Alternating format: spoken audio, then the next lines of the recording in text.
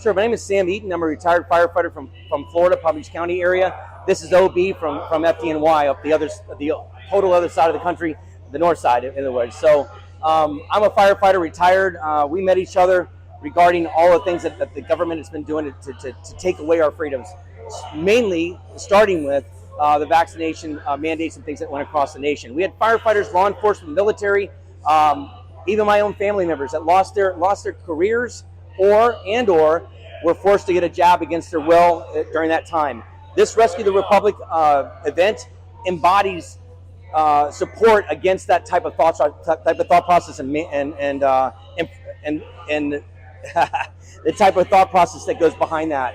We're firefighters, grassroots. We came here volunteering to be part of a mass group of firefighters from across the nation, from Los Angeles, from New York, from the Washington, D.C. area, Maryland, and Virginia, as well as all the way down to South Florida. We came together to present an American flag and also to honor the fallen life of Corey Comparator, the fire chief from Buffalo Township in Pennsylvania that lost his life in the failed assassination attempt. It's an honor to be here with OB, and OB is an example of what I just talked about, an individual, a firefighter that had a career, that loved what he did, and because he was forced to get a vaccination, ended up becoming... I succumbed to heart failure. Wow. At the age of 35. Wow. So like Sam said, I didn't know Sam. This wasn't a planned thing. Mm-mm. He's from down in Florida. I'm from New York. John is from California. This is all something that happened because we all have the same views on, our choices, our right to medical freedom, our right to say, I don't want this, you know what I mean? And unfortunately, so many of our brothers and sisters were forced to leave their jobs, their careers, their pensions and everything. And the irony in that is I succumbed, I caved, I did what they told me to do, even though I tried waiting for the last minute, and this is what happened. I got an anaphylactic reaction, I got myocarditis, and that led to heart failure at the age of 35. I was forced into retirement by the time I was 36 years old. Are they even taking care of you now? No, I get half benefits. You get half benefits? Yeah, that's because... Are you angry, man? Are you pissed? Oh, man. Angry is not the word, but I will tell you this. We've lost brothers, that have been in worse situations. There's people that have died that don't have a voice. This isn't about me. It's not about Sam. This is about all of us. Mm-hmm. This is for those that still can't say something. Mm-hmm. This is more than just what happened to me. So as upset as I am, as isolated as I feel, something needs to be done.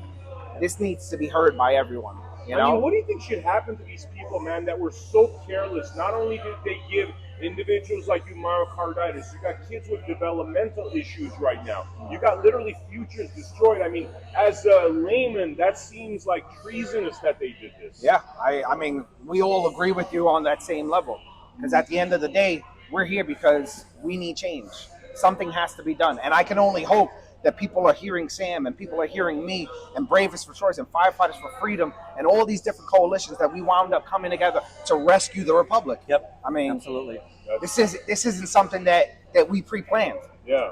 This isn't a speech that I got in my back pocket. Yep. Yeah. This is just something that's coming from the heart that we all know something has to be done. And we can only hope that this will be heard on levels because for some reason, I don't know about you, but it feels like people would just much rather just turn the eye and make it seem like nothing's going on. Yep.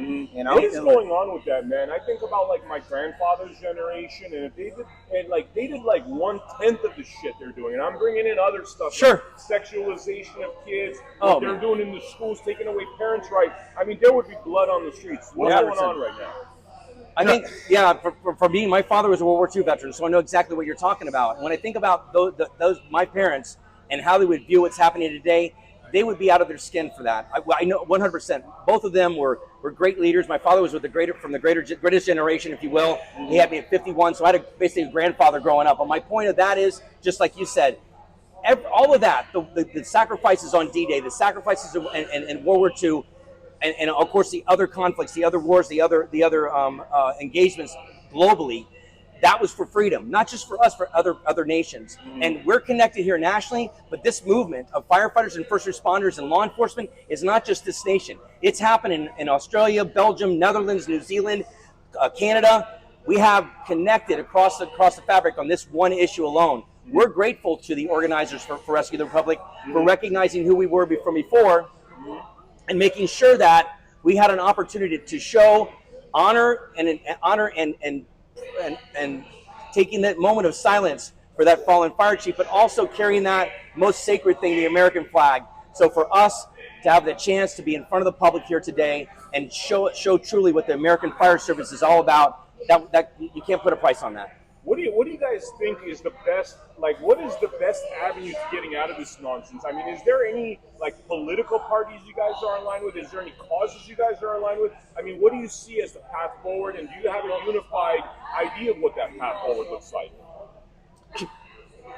You know, even if Sam has different views politically than I do, to me, I think we all need to come together first and acknowledge the fact that there's change that needs to happen. You know, we have people that have stepped up. I mean, look at the way RFK is talking about let's make America healthy again, right? I couldn't agree more. 100%. You know, at the end of the day, you know, that we got to start there, right? You know, politics is, you know, that's a different beast. You know, I try my best not to get involved with politics because I know that that's a touchy subject on a lot of people. But at the end of the day, I know that there needs to be change. And whatever's going on or has been going on, it doesn't seem to be working. And I agree with OB on a lot of levels. And in this event, as well as to defeat the mandates that happened here in Washington, D.C. 2 years ago, when we went to Los Angeles and repeated that event in Los Angeles, if you looked at the fabric of the individuals that showed up today, it is across the board. It's libertarian, it's independents, it's Republicans. I'm sure and there's Democrats some Democrats as well yeah. that are part of this movement. Why? Because when it comes down to it, nobody can disagree. When you force somebody to do something against their God-given right, their body, and it creates an issue like this, or on the other side, when somebody says, I'm not going to take the vaccination, okay, I'm sorry, well, you lost your career. Everybody can identify with that. Exactly. We have to be able to find the things that make us common, the common things that we can agree upon, and build a platform from there. And there's plenty of that here. Like you mentioned, RFK, fantastic individual. I'd love to see him as part of the next administration, helping us to make America healthy again. I love it. He's the guy for that job, 100%. So I do agree that it needs to be a bipartisan approach, and it has to be something, we have to find the things that we agree upon and build upon that. Yep. So RFK's talking about the pharmaceutical industry as a whole. I think is what he's getting to, because I've actually read the books that he's done with his writing partner, Brian Hooker, who's a 30-year PhD, studied all the vaccine damage, right? It seems as though the way those guys look at it, and I know, I mean, they literally think every single vaccine, they think the whole pharmaceutical industry has been built to destroy us. And I reference things also like fluoride in water, dropping IQs, kids becoming autistic, like, you know, where it was 1 in 1,000 30, 40 years ago. Now it's like they're saying that 1 out of 2 kids is going to be autistic soon, you know? So, I mean, what do you think about that? You think it's like this, it almost seems like a death cult to me, again, as a layman. What do you guys think is going on there? You know, that's a tough one. How do I feel, you know, as to what do I think? Unfortunately, are we ever going to see the truth, the whole truth come out? I think so. You know, I agree. I do. You know, as much as we want to know the truth, I mean, accountability, right? People need to be held accountable. Right. I don't think that accountability is going to be taken yet at this point. You know, I would love for that. I'm sure Sam would love for that, because at the end of the day, this needs to change. People need to be held accountable, including, like you were saying, Big Pharma, you know? Well, if you look at that too, from my standpoint, when I view exactly what you said right there, I wasn't awake to this until stuff like this happened. So I watched my brothers and sisters across. Thankfully, I'm from Florida. I had a governor that protected us. We had pretty much the protection of that governor to keep these things from happening to us. But we did, even though we had that, we still had certain counties that were after our firefighters. My point is this: if you look at this all hindsight and go back to what it is, there's clearly a money connection to all of this. There's clearly the companies are out there to do the bottom line is money and dollars. And when you're selling vaccinations that haven't been proven, when you put out a vaccination that has a intentionally left blank insert on it, that doesn't. All that tells me is something is nefarious about that. And clearly, if you look at the numbers of those pharmaceutical companies and the money that they've made on this thing, it's astronomical. Money's the bottom line on this, but lives are at stake. And you're talking about the health of our youth, the health of our food supplies. All that stuff needs to be looked at again, especially after what we've seen in the last 4 years. All right, now I'm going to ask you a really off the beaten path question, right? You're firefighters. You're from New York, right? 9/11. What's your thoughts on that? You don't want to hear my thoughts on that. Yeah. A lot of people. That's. It's crazy you say that too. I do want to hear your thoughts on that, actually. I'm not going to dive into that one because although I wasn't at 9/11, I was a teenager when that happened. 9/11 affected me just like I'm sure it affected Sam, just like I'm sure it affected you. Yeah. Are we ever going to hear the truth? I'm pretty sure we're not. You know what I mean? There's too much corruption coming in from every different angle. There's money involved. There's politics involved. What I do know? Yeah. I felt like I was crazy when this was coming out, but I said I wasn't at 9/11 when it happened. But am I crazy to say that this kind of felt a little bit like it was leading in the same pattern as 9/11? Come down here. Come help us. Yeah. It's safe to breathe the air. Yeah. And all of a sudden, guys are dying. Yep. Guys are getting affected. Sure. I said that from day one. Is it just me? But I was crazy. I was just a conspiracy theorist, Yeah. It's real easy to be labeled a conspiracy theorist when you raise questions. That's how they shut you up. Yeah. It is. Everybody should be a free thinker. I would say to anybody watching this, open your mind. Look at what's happened just on the pharmaceutical side this last 4 years. And when you take a look at that, don't think that that's the parameter of deception. It's not the parameter of being nefarious. Those things extend in a lot of different ways. I don't know the truth on 9/11, and I'll just say this. We lost 343 your department lost 343 firefighters. Since that time, last year, September, we lost another 343. Now, we're past it now to cancer because of that mound. And the impact of that one event has been astronomical. That's right. For us, looking at this from a fire service, we all have our own opinions.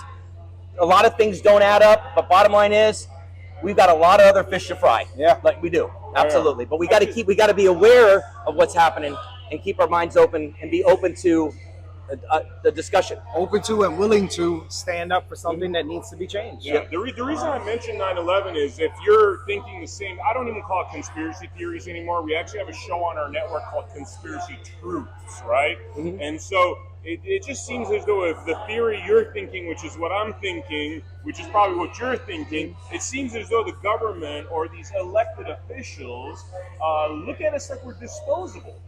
Yep. Yeah. That's a good way to put it. What is it? The difference between a conspiracy theory and a conspiracy truth is about 6 months. Yeah. So, I mean, literally, it just give it a little time. It'll be a truth soon. But well, could I say one thing? We interview a lot of people on the America Happens Network, and it's actually very sad. So much information that is verifiable has been left out from the mainstream media. So people are like, "Oh, the truth's not out there." I could tell you, I've interviewed a lawyer that has a 23-year case that is still to be heard by the federal courts, that has undeniable 100% proof that what you're thinking and what you're thinking and what I'm thinking is actually what happened. Yeah, and that's the beauty of this. I think when somebody says, "Oh my God, don't do your own research," that's what you did. There was never a problem doing your own research before. We're supposed to do that. That's how we get better at what we are. Now you can't even trust your Google search. 100%. Well, there you go. So when you research, you got to watch your sources. Yep. You should have multiple sources when you're doing something like that. But for us, bottom line is that you don't shame me because I did my own research. I've done a lot of it, and I tell you what I'm seeing. A lot of stuff doesn't add up.